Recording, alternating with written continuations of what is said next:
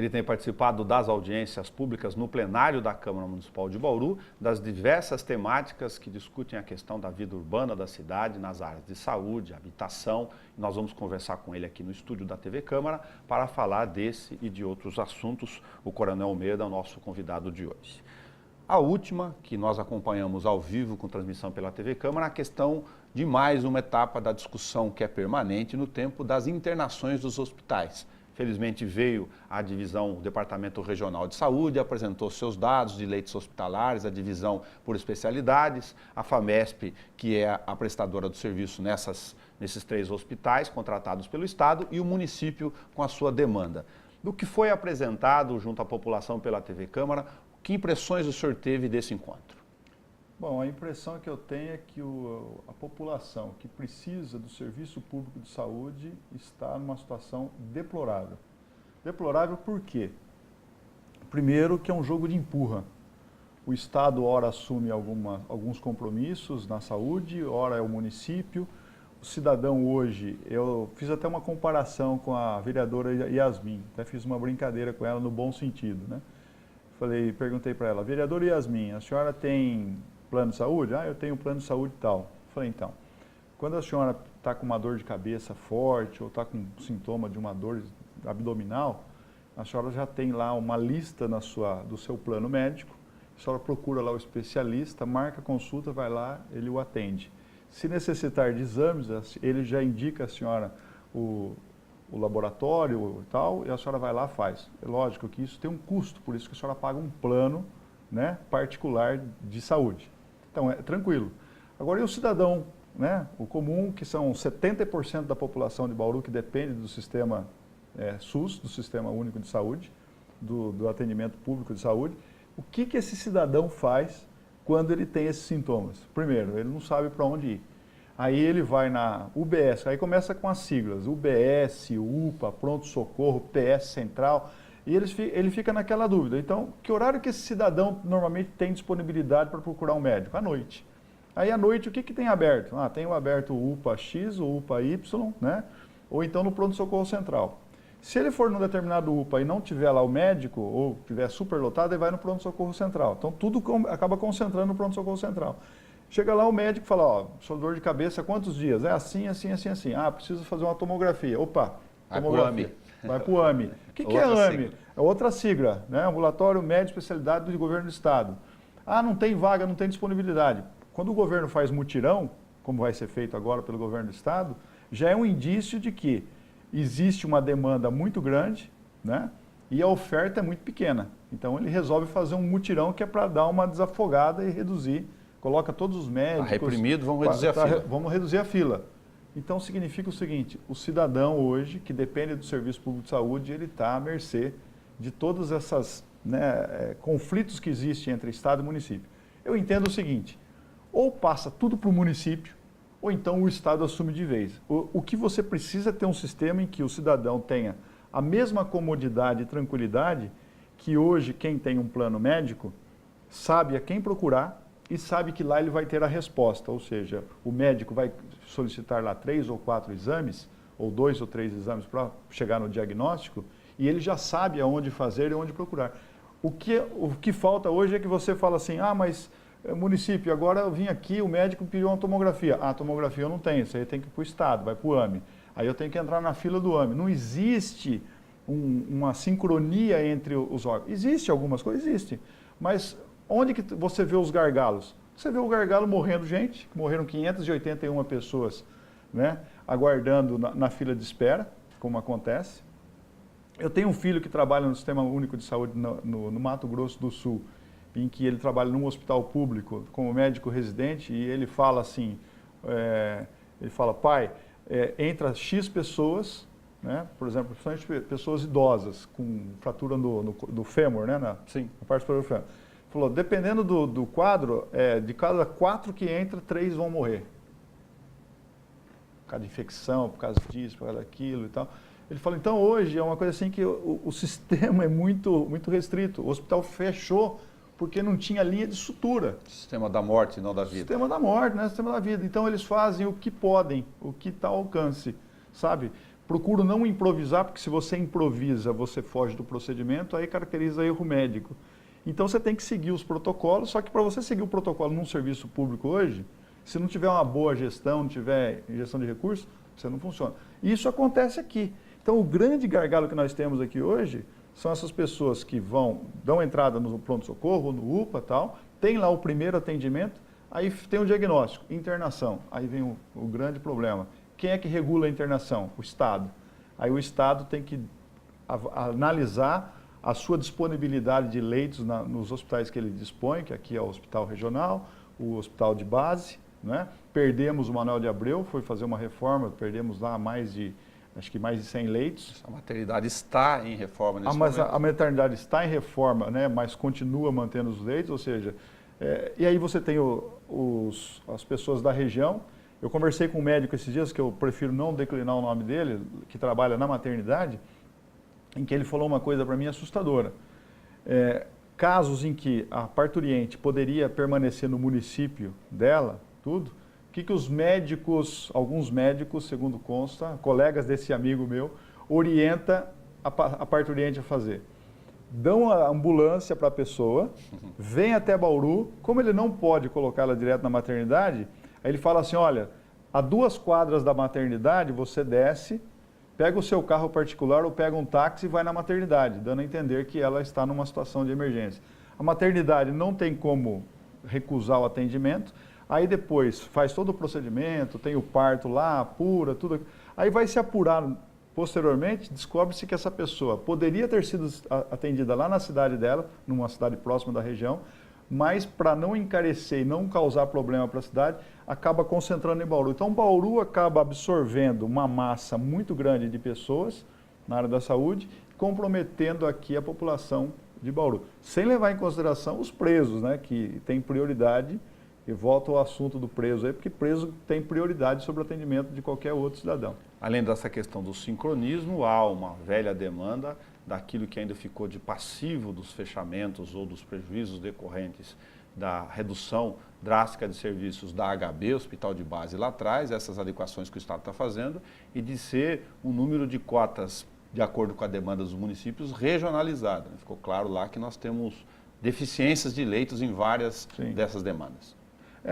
Aí tem um detalhe, né? O Dr. Fogolin, ele colocou lá como o ideal, são mais de 1.200 vagas que nós deveríamos dispor aqui em Bauru para poder atender a demanda de uma maneira satisfatória. Nós não temos esse número de vagas, me parece que é metade disso, né? Sim. E sempre reduzindo, né? Quando você tem uma reforma, quando você tem lá um fechamento no hospital e tal.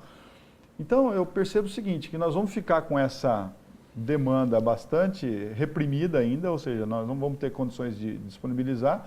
E um detalhe, né? Se acontecer a mesma regra do passado, nós vamos continuar tendo pessoas que vão falecer em razão do não atendimento. Quantas e quantas pessoas nos procuram no gabinete, eu vejo isso também com os outros vereadores, pessoas pedindo que a gente faça uma intercessão junto à Secretaria Municipal de Saúde, porque o pai ou o avô está lá no corredor aguardando uma vaga, e aí nesse aguardar uma vaga que a pessoa venha a falecer. Então, a gente não consigo entender como é que eu vejo assim, a prefeitura, ela tem um problema com o Estado, porque é o Estado que regula a vaga. O Estado fala que não disponibiliza a vaga porque o repasse do SUS, dos valores, não é adequado. Então é um jogo de empurra. Eu percebo o seguinte, que o Sistema Único de Saúde, ele deveria ser concentrado, ser responsabilizado ou pelo município ou pelo Estado, né? A União simplesmente com o aporte, que a União é que faz a maior captação de recursos, né, por meio dos impostos. Agora, puxa vida, nós vamos ter que ter CPMF para a coisa funcionar? Eu acho que não. O sistema SUS é o melhor sistema que tem para atendimento universal. Agora, o que eu entendo, e hoje eu administro um plano de saúde, eu sou presidente da Associação Policial de Assistência à Saúde. Nós temos aí 9.500 usuários, são policiais militares, agregados, filhos, parentes, próximos. Nós temos lá um escopo para poder atender o policial militar, a família do policial militar, e é por meio de voluntariado, ou seja, é um plano médico. Claro. Tudo bem? Então, nós atendemos um número considerável de pessoas. O que a gente percebe hoje, o que hoje vem sendo feito pelo poder público, que eu acho que é correto, embora a gente conteste isso sempre judicialmente, invocando que a saúde é um direito de todos, né? Onde que nós estamos enfrentando alguns problemas de ordem financeira? Quando o nosso usuário que tem o plano médico, ele vai para o sistema SUS, eu até falo assim, você tem lá o plano nosso e nós temos um convênio com a Unimed, com a Beneficência Portuguesa, com o Hospital São Lucas em Lins, que nós atendemos 4 grandes cidades aqui na região. Bauru, Lençóis, Lins, Bauru, Lençóis, Lins, Jaú, Bauru, Lençóis, Lins e Jaú. Muito bem, e Lençóis Paulista e Pederneiras. Essas cidades que eu tenho os meus usuários, eu tenho convênio direto com os hospitais locais. Muito bem. Eu tenho aqui, por exemplo, convênio com 2 hospitais, Unimed e Beneficência Portuguesa. Quando um nosso usuário tem um problema, imaginar uma dor de cabeça, um mal súbito, alguma coisa, e quem ele deve procurar? Ele deve procurar um desses 2 hospitais, com o qual nós temos o convênio. Se ele procura o sistema SUS e vai para o pronto-socorro central, ele recebe atendimento, como qualquer cidadão vai ser recebido de atendimento. Ele entrou lá de manhã, foi feito soro, isso, tudo, tal, ele permaneceu lá, saiu no dia seguinte, necessitou da permanência dele 24 horas. Quanto que custou isso para o Sistema Único de Saúde? Custou X. O que o Sistema Único de Saúde tem feito hoje? Vem lá e cobra do plano. Que eu acho justo. E devolve o valor. Cobra por uma tabela, inclusive, bem aquém daquilo que o SUS repassa. Sim. E nós temos que pagar. Temos questionado isso na Justiça. Então eu vejo o seguinte, esse é a primeira alternativa que eu vejo para você reduzir, né, o número de pessoas que procuram o sistema SUS sem necessidade. Ou seja, se eu tenho um plano de saúde, uso o meu plano de saúde. Se eu tenho condições de pagar um plano de saúde, eu tenho que usar o plano de saúde. O que acontece hoje é que a pessoa tem um plano de saúde, né, e procura o sistema gratuito e às vezes usando de influências, de amizade, algumas pessoas acabam aí tentando burlar e passar na frente dos outros. Que eu acho um tremendo absurdo,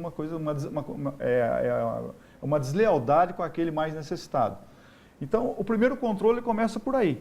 Então, o governo tinha que ser rigoroso, nós tínhamos que ser identificados aqui, nós temos um documento que chama CPF. Poxa, vamos identificar, entrou no sistema lá, o senhor tem plano de saúde. De novo, convergência de dados. Convergência de dados, não existe uma comunicação entre esses órgãos, entendeu? Por isso que o sistema é muito oneroso, caro e pouco eficiente. Então, eu entendo o seguinte, quem sabe no futuro a gente vai ter assim, né? Hoje você tem uma pirâmide, que é a pirâmide da responsabilidade, onde você tem na base a prefeitura, o município, que é ele que resolve o problema dos munícipes. Aí você tem o Estado, que é a pirâmide da responsabilidade. Você tem na parte inferior, que é a maior responsabilidade do município, depois você tem o Estado, você tem a União com pouquíssimos municípios. Aí você tem a pirâmide da arrecadação de tributos, ela é o contrário, né? É uma pirâmide ao contrário, onde você tem uma base pequenininha que o município arrecada muito pouco, mas com uma responsabilidade enorme. Aí você tem o Estado com uma responsabilidade relativa, mas também com uma arrecadação considerável. E você tem a União, que não tem nada de responsabilidade e uma arrecadação absurda. Então, o dia que você inverter e fazer com que essas duas pirâmides sejam simétricas, ou seja, de responsabilidade e de arrecadação de tributos, aí a coisa funciona. Mas é uma coisa para o futuro. O que a gente tem que pensar agora, o que nós temos que fazer agora, né? É a tal da mudança do Pacto Federativo do ponto de vista tributário. Exatamente.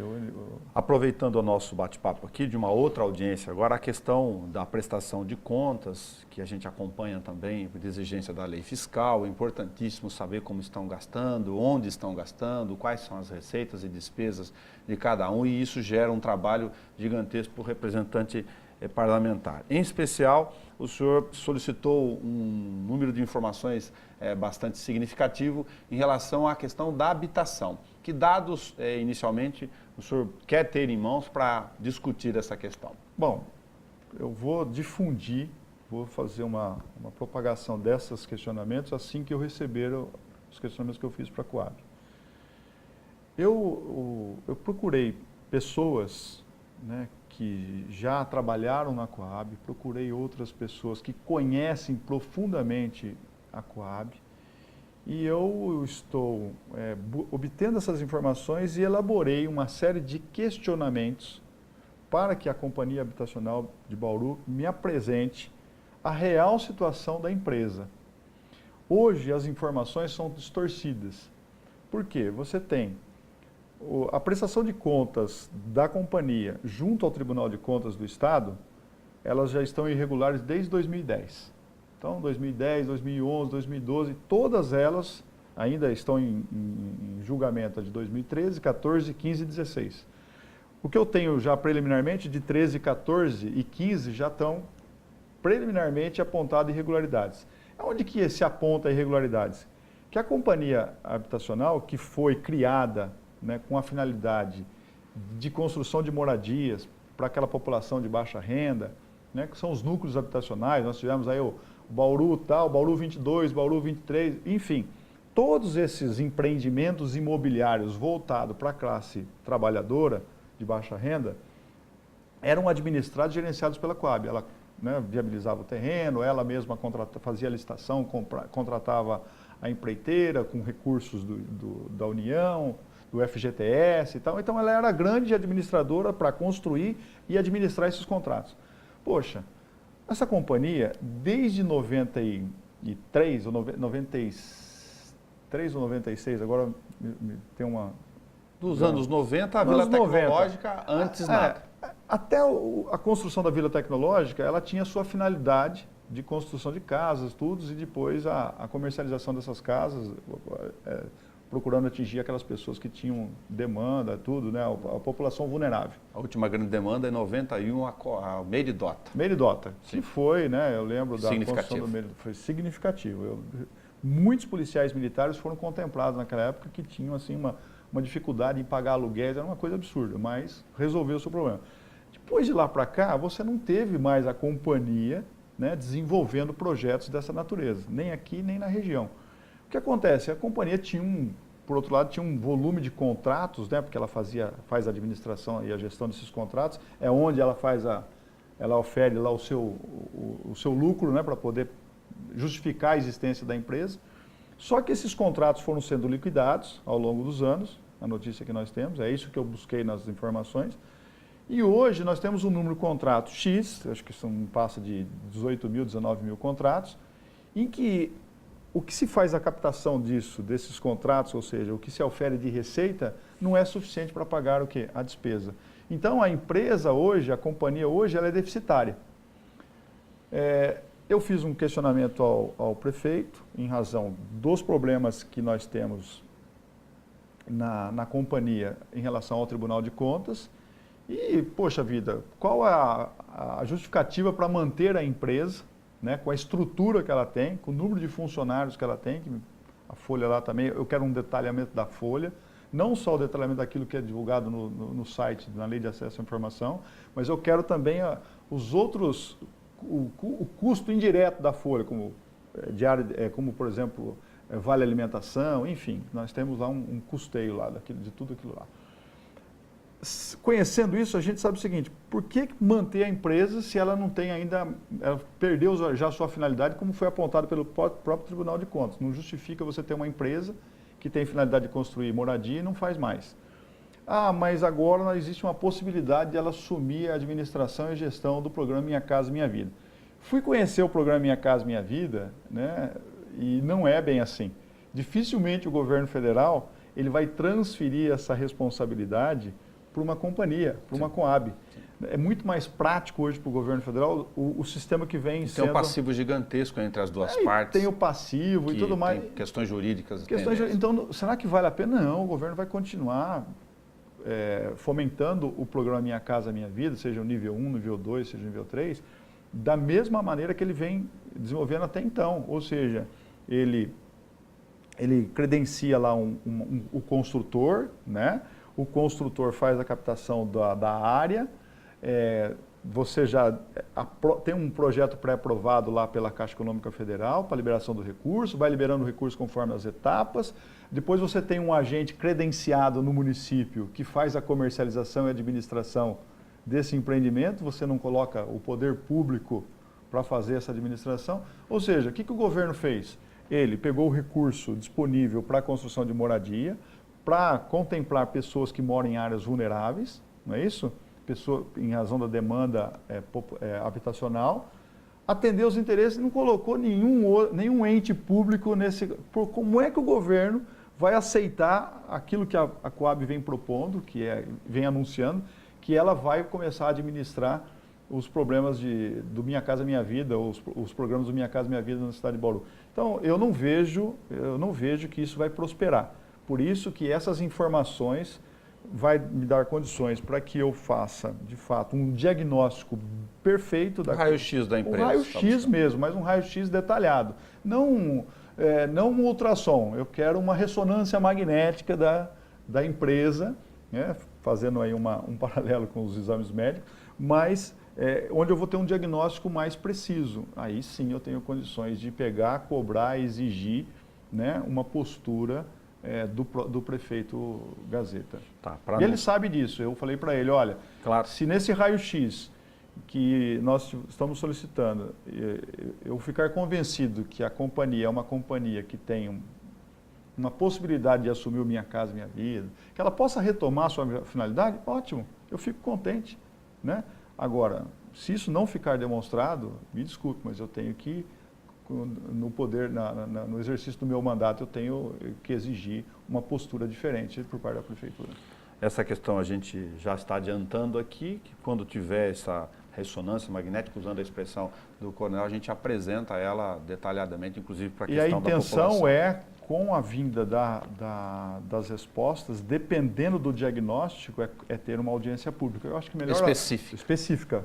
Isso eu já conversei com o próprio presidente da Câmara e ele também entende oportuno e necessário. Para quem está acompanhando a rádio e a TV Câmara, essas audiências públicas são obrigatoriamente aprovadas em plenário, com data, hora, enfim, local e certamente com transmissão ao vivo na íntegra pela TV Câmara. Um último ponto, para aproveitar a agenda aqui também para antecipar um assunto, vi o senhor comentando sobre um estudo ou análise prévia do eventual aproveitamento do convênio, do contrato da atividade delegada para fiscalização junto à questão de festas, essas que passaram pelo projeto de lei inicial aprovado pelo plenário, mas também pensando em atribuição da Polícia Civil, que está dentro do contrato, mas hoje, teoricamente, não presta ou não participa de nenhum serviço nessa área.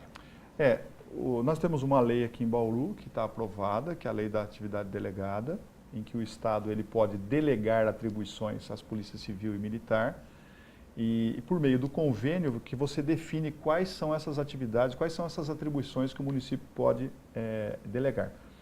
Pensando agora na lei das festas clandestinas, que é um projeto que foi aprovado por unanimidade, aliás, apenas com voto de impedimento, né, uma declaração de impedimento que foi do vereador Marcos, em razão do negócio que ele dispõe, que eu entendo que a postura dele foi correta, né, salvo o melhor juízo. Ele estava sendo acusado indevidamente de que ele estava usando a lei para beneficiar o comércio dele, a atividade dele, e não é verdade, né? Então ele resolveu, invocando um dispositivo do regimento interno, em se abster de votar, ou seja, ele não pronunciou o seu voto. Mesmo assim, é um projeto que tem vamos dizer assim, a unanimidade dos demais vereadores que o projeto fosse aprovado e foi aprovado. Agora nós precisamos da sanção do prefeito e eu duvido que ele vá proporcionar o veto, porque o veto tem que ser por inconstitucionalidade, né, e por visto de iniciativa, né? Não tem visto de iniciativa, né, mesmo porque não tem nenhum impacto, né, que possa financeiro em relação à prefeitura. E também não tem inconstitucionalidade, mesmo porque o próprio vereador Paulo Eduardo e o próprio vereador Moisés Rossi, quando eles elaboraram o texto, eles buscaram ajuda da Procuradoria do município. Ou seja, tem procuradores, né, os procuradores eles contribuíram na elaboração do texto para que não tivesse nenhuma possibilidade de arguir uma eventual ilegalidade ou inconstitucionalidade quando se fosse aprovado, aquele negócio todo. Ou seja, o projeto do texto da lei está perfeito, ao nosso ver, né? E as emendas que foram acrescentadas, elas, na verdade, não alteram significativamente em nada. Elas, na verdade, esclarecem o que é uma festa clandestina e o que não é uma festa clandestina, como, por exemplo, as quermesses, como são aquelas festas de confraternização, Quando as pessoas tinham uma dúvida, ou se equivocavam falando, agora eu vou fazer uma festa de aniversário, vai ser festa clandestina. Não, não é, isso não contempla. A festa clandestina nós já discutimos aqui por muito tempo, que são aquelas festas normalmente realizadas em repúblicas, cuja finalidade é residencial, e eles transformam aquilo ali num grande negócio, sem contribuir com nada com o município. Muito bem, aonde que vem da atividade delegada? A lei sendo sancionada, e ela entrando em vigor, se for regulamentado ou não, eu acredito que não vai ser regulamentado, porque não há necessidade, mas se o prefeito achar que tem que regulamentar ainda alguns itens, ele pode regulamentar. E isso acontecendo e ela entrando em vigor, nós vamos ter que ter a fiscalização. O próprio doutor Segala, na última reunião, na última sessão da Câmara, ele colocou lá uma infinidade de leis que foram aprovadas nos municípios, mas porque o poder público não tem capacidade de fiscalização, essas leis vão deixando aí vão ficando no estoque. Vão ficando no estoque. Então, eu entendo que para que essa lei também não fique no estoque, que ela de fato tenha a sua eficácia, que é a diminuição da perturbação do sossego, que é a não realização de festas clandestinas, que compromete a vida de jovens, a exemplo do jovem lá da Unesp que morreu e tudo mais, o prefeito ele pode utilizar como ferramenta de fiscalização as polícias civil e militar. E eu entendo que aí a polícia civil, que também tem interesse nisso, porque os policiais civis também querem trabalhar numa atividade extra, regulamentada, amparada por lei, que é a atividade delegada, eu já conversei isso inclusive com o doutor Mourão, aí nós poderíamos contemplar também, nesse escopo de fiscalização de festas clandestinas, a Polícia Civil e a Polícia Militar. Aí a Prefeitura ficaria tranquila nesse quesito da fiscalização, ela atribuía e delegava essa atribuição para a Polícia Militar e Civil. Eu acredito que se isso acontecer, nós vamos ter assim um sucesso na fiscalização da lei e nós vamos conseguir antecipar e evitar muitas e muitas festas. Outra coisa, dentro da própria lei das festas clandestinas, contempla lá a apreensão das mercadorias, né?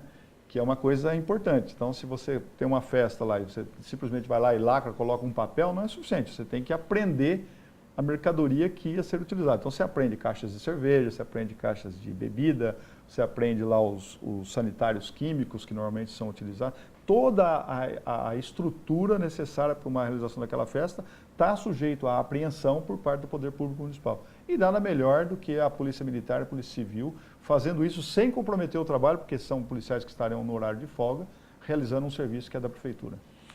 Manoeiro, muito obrigado por antecipar com a gente vai acompanhando essas temáticas, já deixamos duas aqui prontas para os nossos próximos bate-papo, para transferir informação para quem está em casa, que é mais importante. Tá bom, obrigado Nelson, obrigado a todas as pessoas que assistem à TV Câmara, e eu coloco minha disposição aqui no nosso gabinete para discussão de qualquer tipo de assunto. Muito obrigado, até o nosso próximo Fala Câmara, aqui no estúdio da TV Câmara e da Rádio Câmara em Bauru.